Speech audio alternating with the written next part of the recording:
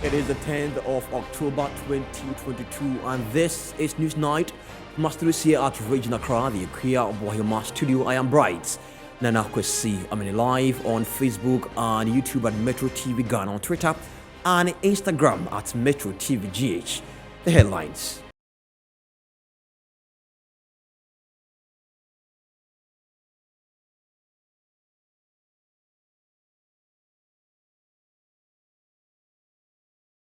Disappointed ECG customers say they do not want any kind of compensation after the Public Utilities Regulatory Commission ordered the ECG to pay due compensation to 8 customers who have been affected by the challenges with their prepayment vending system.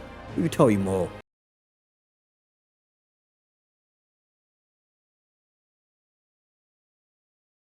A 47-year-old assistant headmaster of the Mpatasie DHS in the Amensie Sound district of the Ashanti region has died after falling into a galamsey pit in the area. Residents at Amrehia in the Medina Line 29 constituency lament the bad nature of their roads.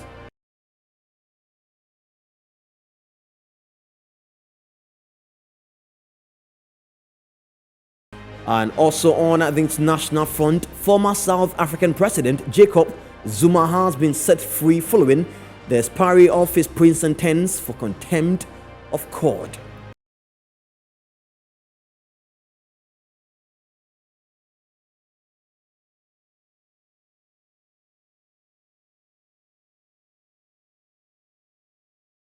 Pleasure coming your way tonight here on the news. Now, various ECG vending offices were a few days ago choked with desperate customers who had been queuing for days to purchase power. The chaotic scenes had prevailed for days despite an assurance by the Electricity Company of Ghana that it had resolved their systematic challenges which prevented thousands from accessing power. Metro News interacted with some Ghanaians who say they do not want any compensation because the harm had already been done. Customers of the Electricity Company of Ghana's prepayment metering service had challenges from Monday, September 26, 2022, making them unable to top up at third-party vending points. This led to long queues across all 10 operational regional areas of various vending centers as customers searched for credits for their meters. As a remedial measure, the Public Utilities Regulatory Commission has asked the Electricity Company of Ghana to compensate all affected customers by its prepaid credit vending failure. Metro News interacted with some Ghanaians who say they do not need any compensation because the harm had already been done. In the sight of government, it is a good decision to compensate affected customers, but most Ghanaians are liars and hypocrites. Anything that God's fault, you have to throw it away. You can't find any receipt to give it to them that they will return you your money or anything like that. So it's impossible. If I have sport meat, I can't give it to ECG as an evidence. So I would just forget about it. I can't carry boxes of sport meat to the office for any compensation. They can't compensate affected customers. The affected customers are many. At the end of the day, they will compensate just a few and leave the masses. So they can't compensate us. Are you sure ECG can give me even 100 cedis from it? I want to tell you that there is nothing free in Ghana. They will give you something free today, the next day they will use a different channel to take it from you. ECG is to pay a compensation in credits equivalent to 15 Ghana cedis to all affected customers, 120 Ghana cedis to residential customers, and 240 Ghana cedis to non-residential customers. Quite interesting views for the Ghanaians Metro News spoke with. Away from that, now the National Democratic Congress is demanding the prosecution of Bernard Enchibo Siako, popularly known as Chairman Wuntumi, and all government functionaries alleged to be involved in illegal mining. National Communication Officer of the party, Sami Jinfi, at a press conference on Thursday said the government is being rhetorical rather than taking action against the menace. He said the only way government could resolve the issue is by cracking the whip on its own officials. It has, however, been clear to us from day one that behind the facade of the so-called Galamsey fight of the Akufo-Addo Bawumia government is a well-crafted ruse designed to appropriate the illicit Galamsey trade for MPP apparatchiks and higher-ups in the Akufo-Addo Bawumia government and their foreign collaborators. The Akufo-Addo Bawumia MPP government has not exhibited any genuine commitment to the fight against illegal mining. And that their so-called fight against Galamsey is nothing but a scam. Aside this, ladies and gentlemen, is the matter of the DCE for Bosome Freho in the Ashanti region, Honorable Yao Danso, who was clearly caught on tape directing party people on how they should use Chinese to front their Galamsey activities. President Akufo-Addo's claim that his errant DC has lost his mother and will be invited to Accra for questioning at a later day after he buries his mom clearly betrays the president's lack of genuine commitment to punish his own appointees who are behind the illicit business. We demand the immediate prosecution of all government functionaries and MPP officials who have engaged in illegal mining, such as Charles Bisu, Chama Wuntumi, the evidence is clear, the Minerals Commission, your own Minister for Lands and Natural Resources say Chama Wuntumi is doing Galamsey in the Tano Nimiri Forest Reserve. You don't need any other evidence before you can prosecute him. And Yowusu, Ekwawusi, Professor Frimpong Boateng, among others. This will be the first step to your redemption. We demand that all the so-called illegal mining companies, like the Akonta Mining Company, which belongs to Chama Wuntumi, the Heritage Imperial Mining Company, which belongs to Mr. Donald Ensua, a known financier of the MPP, who have invaded forest reserves without any mining leases or permits, must be closed down and prosecuted. The assets of these companies must be confiscated and their owners surcharged with the cost of the destruction they have caused our environment. If President Akufo-Addo wants to deal with the problem as a non-politician, he should resign and go to his hometown and take up a chieftaincy position or a pastoral position and do that. But so long as he's a politician elected by the people, he will be held responsible. And if we do that, we are not doing politics, we are doing what ought to be done.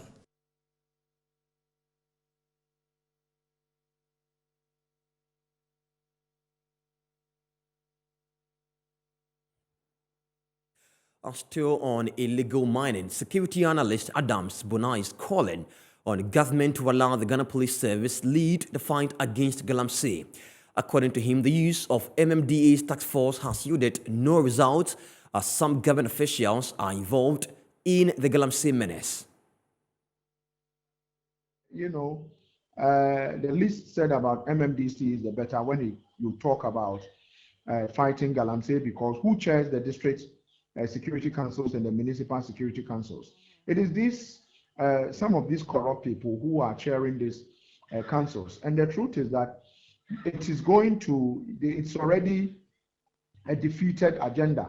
When they sit at a meeting and whilst they are deliberating on fighting Galamsey, the DCE is sitting in that meeting, the district security council meeting, and is texting and letting his people know that we are coming to point A and point B. We are likely to be there at this time, so you guys would have to evacuate. And so once we evacuate, you can go back. But if these things are going to be done and coordinated from the police headquarters in Accra, just like the IGP has done, fighting, violent crimes. How often do you hear, hardened criminals shooting at people like we used to see in 2 years, 2 years ago? It's become a thing of the past. And so I think that the police might require some additional resource, but the president should sit with the IG and see how can the police take on Galamsey without the involvement of DCs. The police should do it without the involvement of DCs, because some of these DCs, I will tell you, are themselves involved. and they chair the meeting that must go after Galamsey. So you cannot win the battle if the guy chairing is the guy who is actually committing the crime. I think the fight against Galamsey, the president should probably, if you ask me, would have to sit with the Inspector General of Police.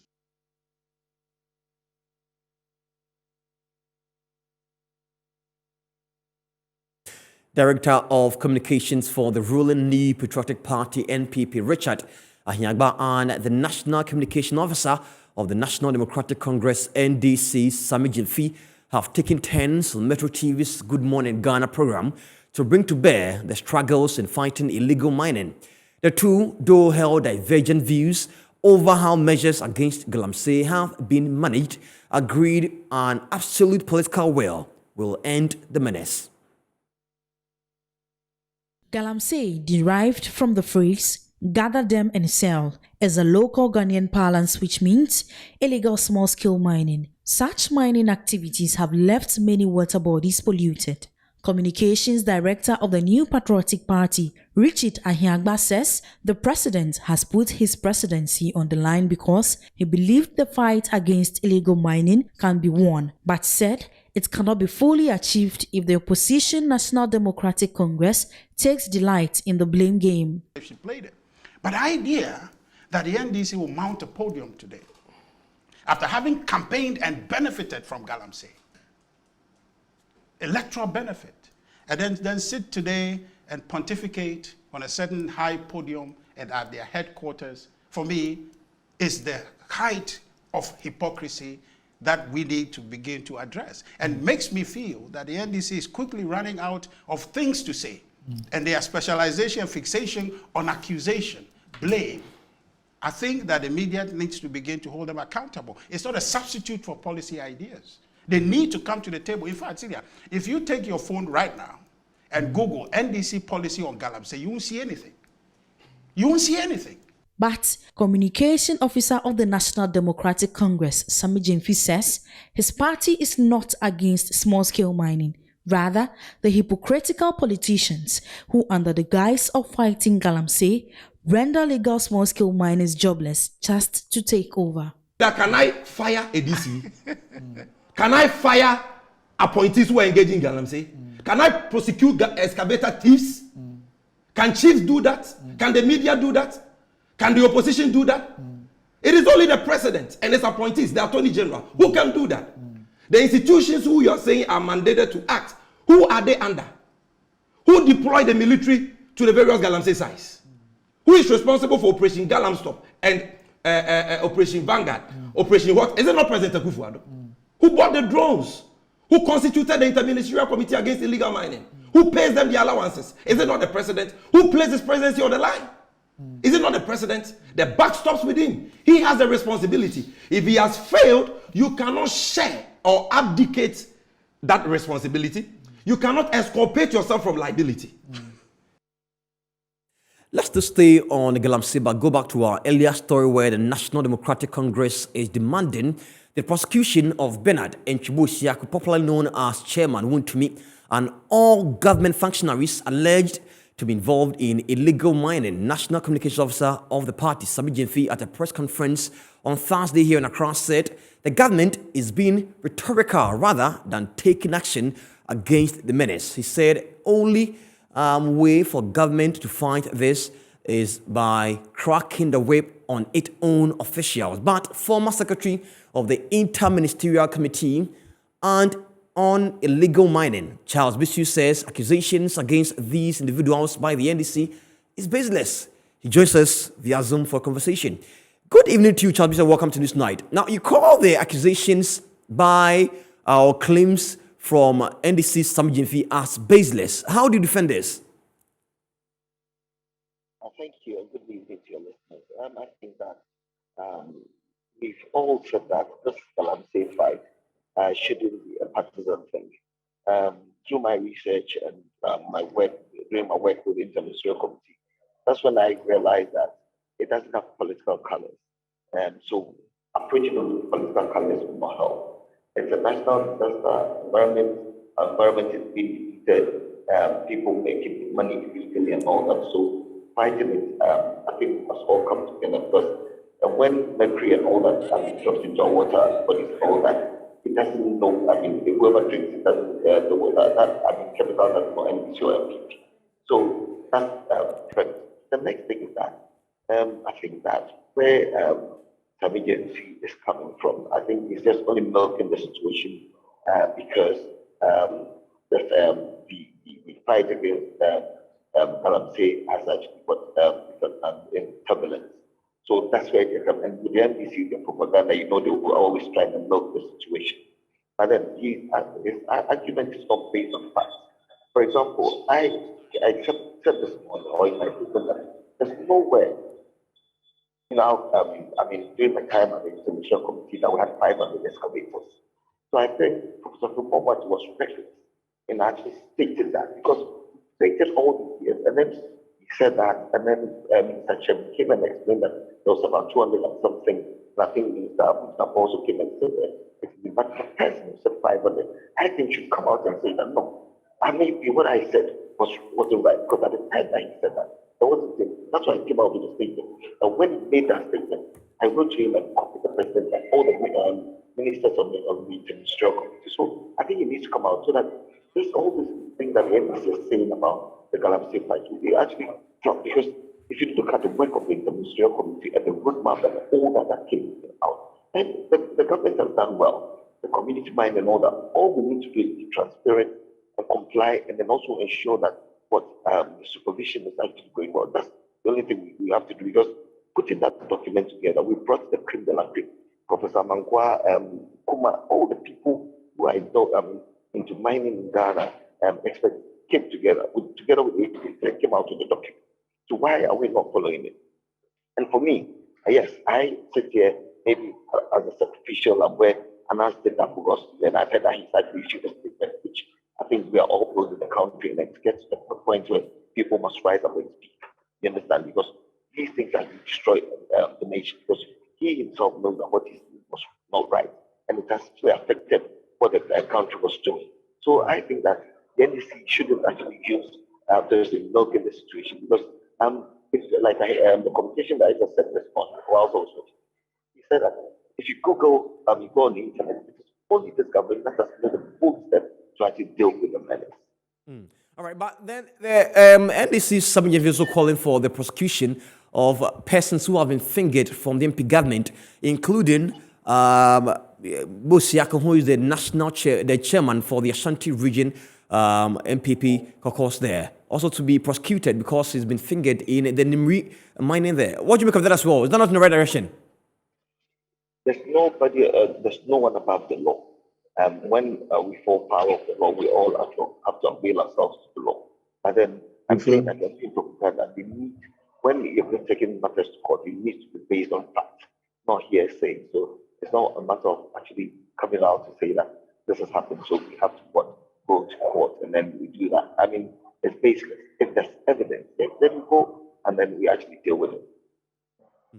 And thank you so much for your time last year tonight on this. We are grateful, Charles. We see you. Away from that, we're still live here on News Night from Atrusia at Ridge in Accra, the Akuya Wahima studio. Now, Ghana has been touted for its use of data to inform policies towards dealing with environmental destruction issue globally.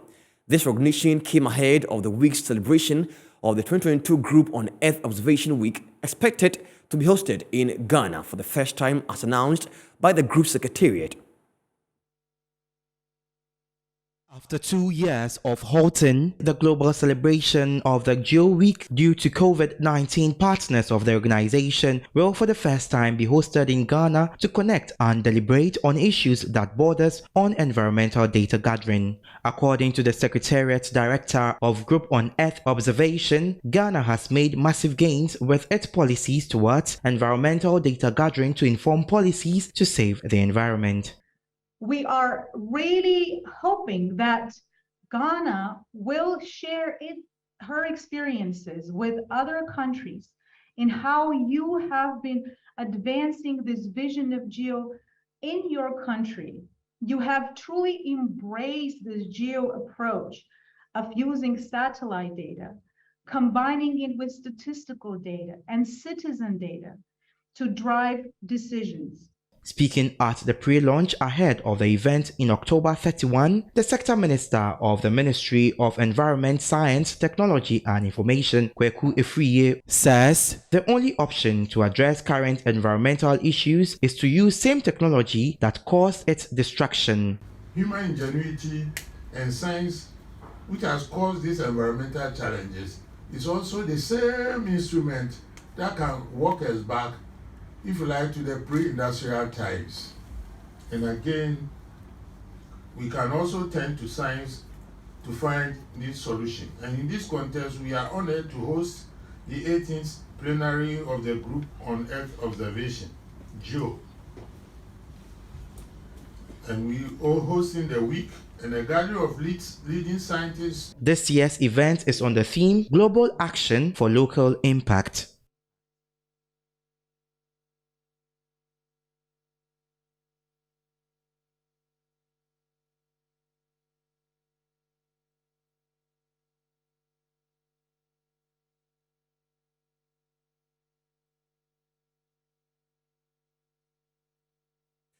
The Bank of Ghana Monetary Policy Committee has adjusted upwards the policy rate by 250 basis points to 24.5%. According to the governor of the Bank of Ghana, Dr. Ernest Addison, this is due to rise in inflation. This also means it will become more expensive to borrow from the banks, a situation that will push cost of living and doing business in the country further up. The Bank of Ghana in August this year held an emergency MPC meeting to review developments of the economy.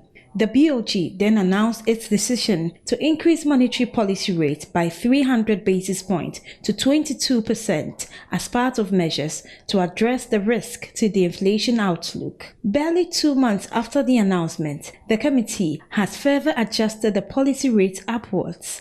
In the coming days, cost of borrowing is set to go up as the Bank of Ghana will be lending to commercial banks at 24.5%. This comes after the announcement of the monetary policy rate by 250 basis points to 24.5%. The governor of the Bank of Ghana, Dr. Ernest Addison, explains that inflation remains elevated and the balance of risk is on the upside, hence the decision. Although the forecasts are for monthly inflation to continue to slow down, the risks are on the upside, emanating largely from the pass-through effects of the currency depreciation, the recent upward adjustment in utility tariffs, and rising inflation expectations. The committee remains committed to re-anchoring inflation expectations and returning to a disinflation path. Under the circumstances, the Monetary Policy Committee decided to increase the monetary policy rate by 250 basis points to 24.5%. Meanwhile, the governor has called for the fast track of the IMF negotiations as its early intervention will help stabilize the economy. The Monetary Policy Committee recognizes the fact that the current condition is suboptimal and will be interim until agreements are reached on an IMF-supported program. The committee assesses that the engagement with the IMF has been positive and early conclusion of program discussions will help re-anchor stability. The governor further noted that banking sector performance remained resilient as at the end of August 2022. And on at the back of this, joining via phone is the president of the Ghana Union of Traders Association, Joseph Obeni. Good evening to you, and welcome to this night. Now, how is the business community receiving the news of the increment in policy rates? How long are we going to increase these rates? We've done it 4 times already. If it is meant to solve inflation, has it been able to achieve that? No. If we have not been able to achieve that, then what is the problem? It means that we are giving a wrong solution, or we are diagnosing the whole thing wrongly. The inflation as we are experiencing is as a result of cost push, accumulation of cost, rather than excess liquidity in the system. So that's why for 3 times you've increased the monetary policy rate. That has affected the to very high levels, to the extent that it has become unbearable. And so you keep on piling up. And when you do that, all that you succeed to do is to compound the problem. It means that you add another layer of cost to doing business, and to the extent that it becomes difficult for us to also service our debts at the bank. Because the beginning of the year, most of businesses source their capital at the rate of about 22%. And now, cost of this capital have raised to about 38%. And the same loan that you are servicing, how are you going to be able to pay? It means that there are going to be a lot of default this year in payment of our debt.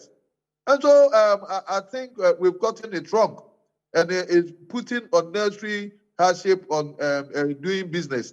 Bank of Ghana, if they want to solve the inflation problem, why don't they manage the foreign exchange well? It is also within their domain that they make sure that the foreign exchange, the depreciation of the cedi is stabilized, so that we can also have a respite in the price increases. Now the exchange rate is somewhere around 11, and so it's also added up to the inflation accumulation of costs, like goods that we buy from abroad. Well, commodity prices have gone up, freight charges have gone up, the issue of Ukraine have made oil prices gone up, the duty payment has also gone up, because we use the same dollar to benchmark the duty payment. VAT has also been removed from 3% flat rate to standard rate of 19.25, where increase of about 16.25% have been added on. So it's accumulation of course. It's not as a result of excessive liquidity or excess supply of money that is chasing fewer goods, as we normally will want the people to understand. And this thing is worrying businesses. If care is not taken, most of our businesses are going to collapse. I'm telling you, most of us have already collapsed, because it's becoming difficult.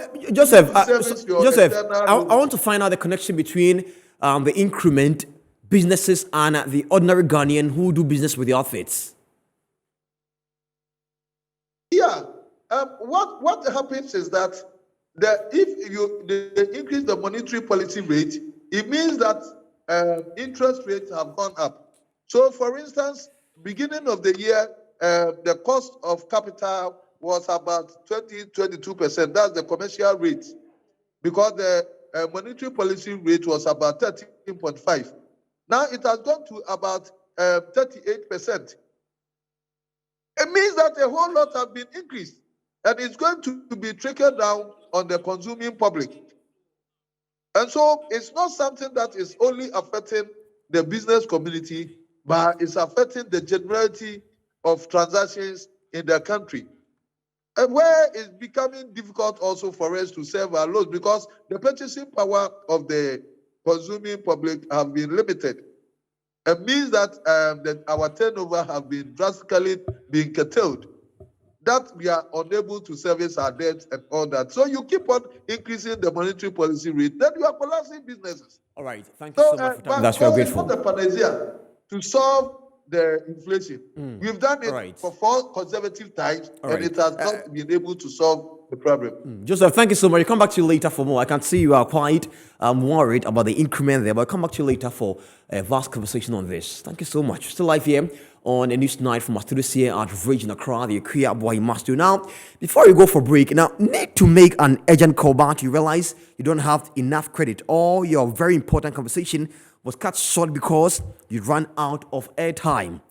Well, there is no need for all the stress, because all you have to do is dial *506# on MTN, and you get to borrow credit on MTN Extra Time. The best part is you can also borrow data by dialing the same number, *506#, and you can bundle data whenever you run out of credit to continue on browsing and doing the things you love on your favorite network, MTN. We'll be back from the break with more. Stay with us.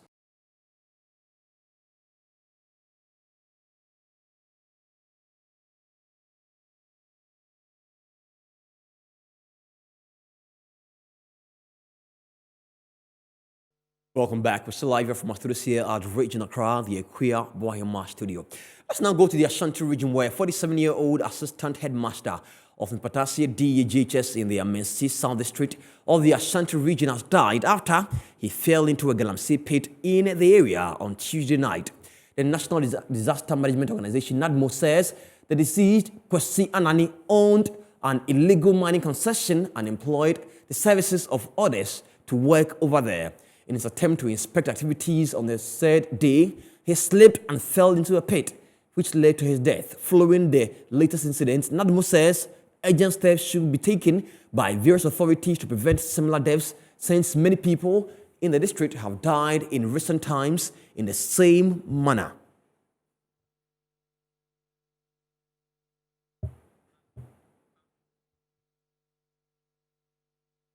Our Ashanti regional correspondent Abdul Basit Suleiman is live in the Ashanti region and tells us more. Basit, what more can you tell us? Right. The Mpatasia community were thrown into a state of mourning when the news of the death of the assistant head teacher of the Mpatasia DA primary broke out. There is someone who happens to be the secretary for the unit committee in the area. And aside that, he has also helped a lot of people in terms of education, being the assistant head teacher in the basic school at the district. And when the incident occurred too as well, most of the mining community, because of the fight against illegal mining, most of them have turned to mine in the evening instead of going there and work in the morning and close in the evening. They rather go there late in the night from 10 p.m. Then they work till the following morning. Then they all vanish from the site. That this situation has been what the miners have been doing, especially those doing the illegal mining. And unfortunately for the head teacher, that fateful night, he went to supervise the work at the site. And unfortunately for him, where he was standing, caved in, and all efforts to rescue him was not successful until he died in the pit. Even though, as I speak with you now, the body has been deposited at the St. Martin's Hospital at Algoyoki, but the community is still in the state of mourning because of the role that he plays within the community. He is someone who always involves himself in the activities of the community day in, day out. So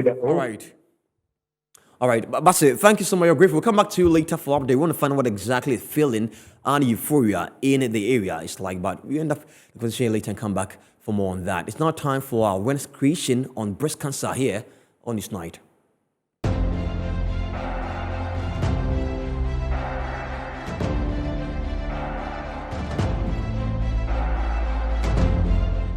Breast Cancer Awareness Month is proudly brought to you by Reflow's Sanitary Pad and Baby Pull-Up Diaper and Give Us Floor and WC Cleaners. And it's the pink October. So upon hearing that she had breast cancer, fear gripped her heart, but she did not flinch.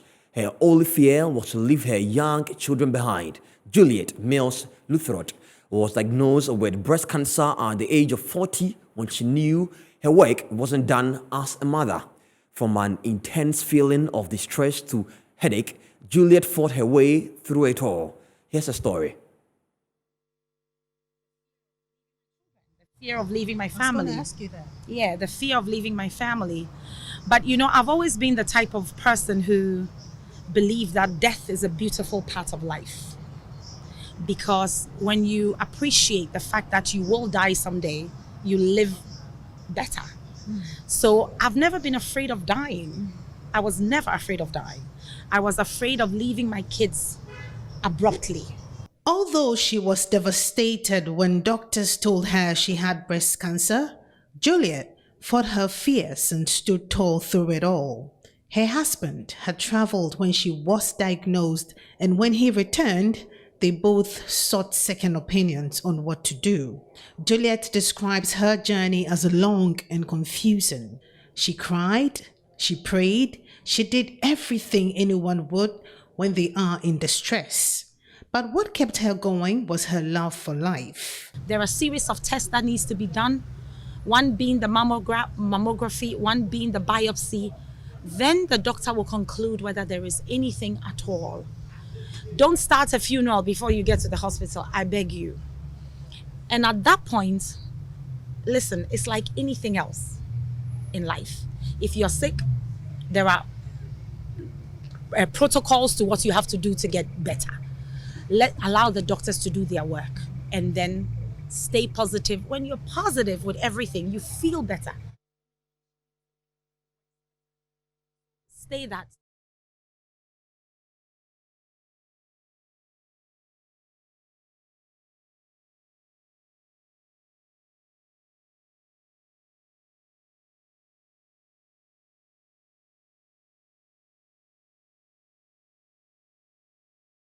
Down to Qatar 2022. It's on 44 days more, just as on your screen. Let's bring you our three facts of the World Cup tonight. And as you can see on the screen this evening, the first one said the 1966 World Cup trophy was stolen and then discovered by a dog named Pickles.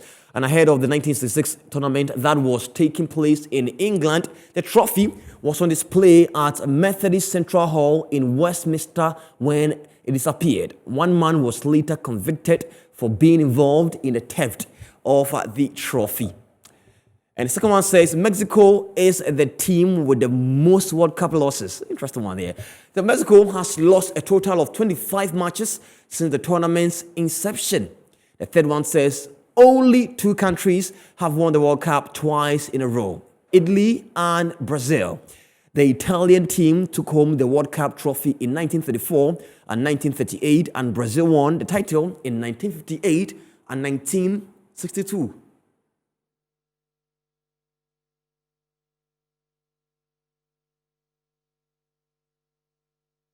Interesting fact there. Up next is business after the break. Stay with us.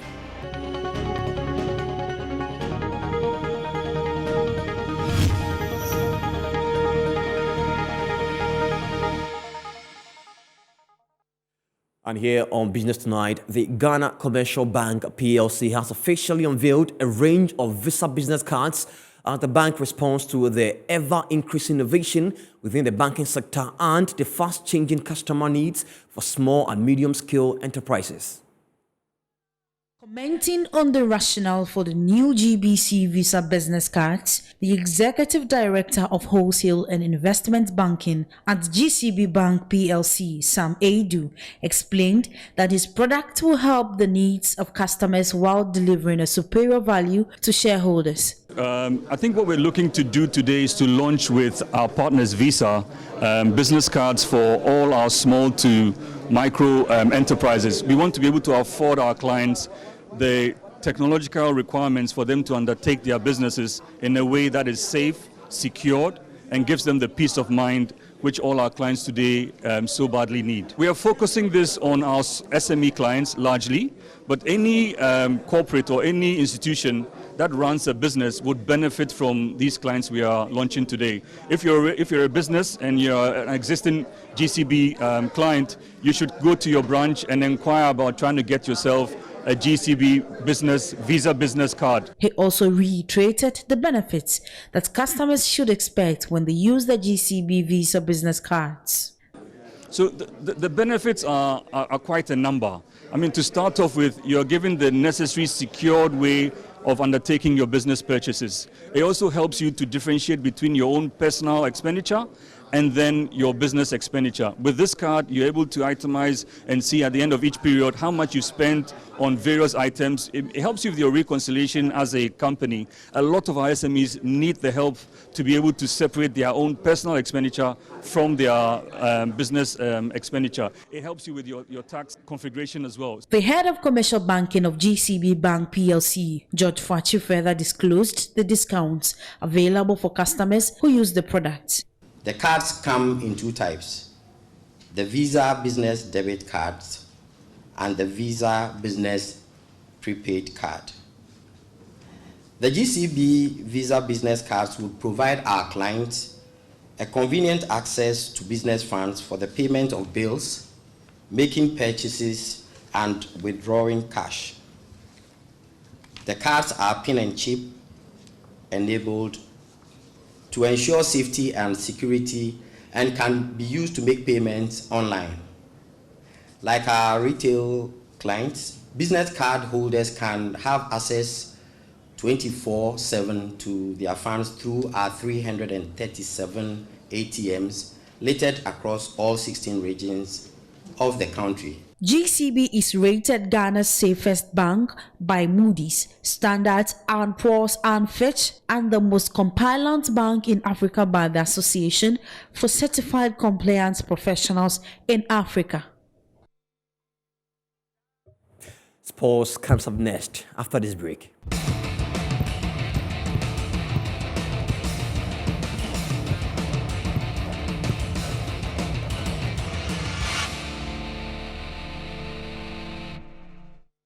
Welcome back. My name is Phil John Quartin. It's time for sports.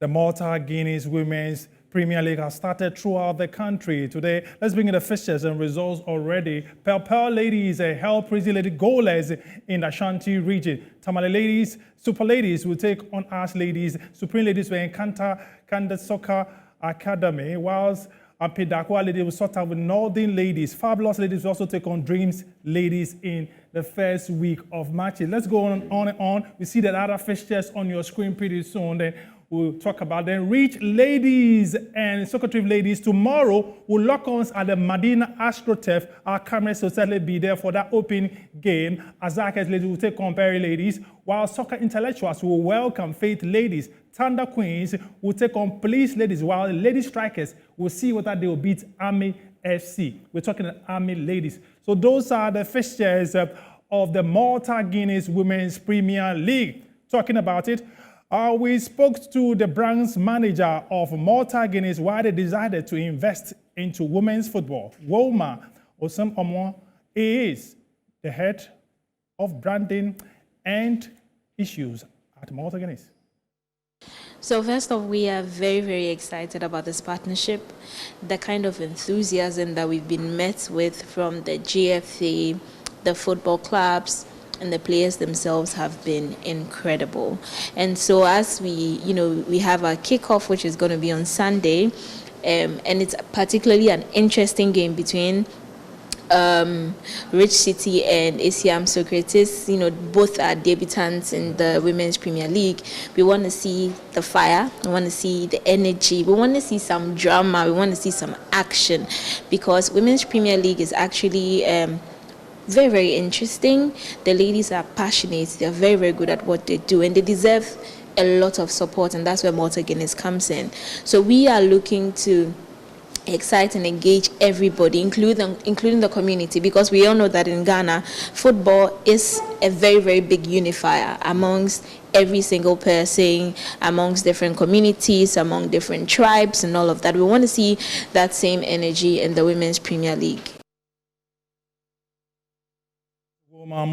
She is a branch manager at Malta Guineas, talking about the Ghana Women's League over there. But let's focus on the EPL now, because Bournemouth will take on Leicester City. It will be Chelsea play against Wolves. Manchester City will play Southampton. Newcastle will be at home against Brentford, whilst Brighton will be at Allen Stadium playing against Tottenham Hotspur. Crystal Palace, they will be at Selhurst Park playing against Leeds United, whilst in London, West Ham will take on their neighbours. We're talking about Fulham. Then on Sunday also, it will be Arsenal. They're on top of the league now. They take on Liverpool. It will be Everton welcoming Manchester United. Then on Monday, week 10 of the EPL, we'll wrap up with Nottingham Forest taking on Villa. We're talking about Aston Villa.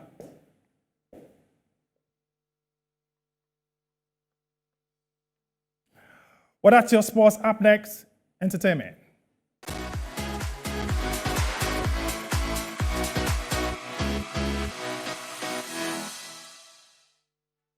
On Showbiz here tonight, multiple award-winning Ghanaian musician Shatta Wale has criticized leaders of the Ghana music industry for not doing enough for artists. He was speaking on Metro TV's Good Evening Ghana. Speaking on Good Evening Ghana, the outspoken musician went hard on Ghana's music industry gatekeepers for not doing enough to make the industry a lucrative one to attract investors, and also sidelining him from several opportunities because of his constant call for them to do better. You see, they are not really allowing us to work the way we have to work, and that is the problem. And that's why there's no big label. That's why people are not even coming into the country to come and help. Why do you think Afro Nations and all these people are coming in here? Because when they come, they have their positions and they do whatever. Because people are already doing shows in Ghana. But you see the people that are managing the music side of Ghana, some of them have taken it upon themselves like it's their family business. They will die with it. But they're not making it bigger. So we have like Michael Kumante, who will always be the person that, oh, if you want to feature some artists, oh, come, oh, okay, we like Shatta, no, leave him alone, he smoke weed too much, go and take some. Yeah. People like that can make the country move. Okay. The Ayo hitmaker also expresses dissatisfaction about the royalty system in the country, which he says is not helping artists to make enough money for themselves. When I'm talking about royalties, I expect Sarkodie to support me. Sarkodie will say like, say iTunes, so on Ghana for them. But Charlie, we have 36-something million Ghana people in Ghana. If our copyright system and our royalty system is working so well, Sarkodie, if they play your song in Accra, Kumasi, Konongo alone, 6 million people listen. Do you know if it's one CD alone, a day you are making 6 million? Yeah, that's a lot of money. Yes, but they're thinking of iTunes and YouTube, and the white man, we don't know the white things. What I'm just trying to make people understand is that even what I'm even fighting for now, the rest of the musicians are saying like, now, where's all their own royalties, so you see what I'm talking about? People have had meetings from Nico Eli's time up to now, and musicians are dead and gone. It's true. They don't know how to solve it. And I'm telling them that if you don't let the government know that we are hungry, we are dying, the support I want to let them know is that I've been able to build this thing alone. Shatta Wale is set to release his much anticipated new album, Gift of God, on the 17th of October 2022. You know, go show me nothing. Bring horse, I go bring my tortoise. On God, me, I promise. And Stonebwoy was also with the Vice President this morning as he marked his birthday today. It's now time for the latest update on the international front.